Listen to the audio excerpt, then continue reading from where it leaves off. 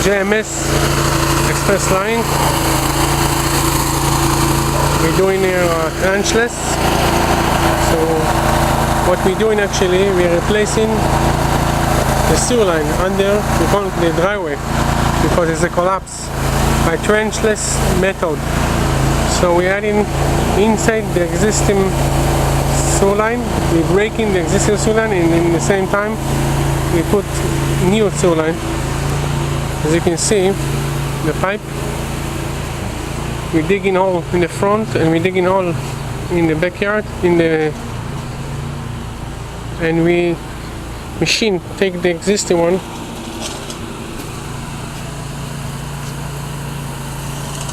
inside, breaking in the same time the existing one and put in the new one, as you can see.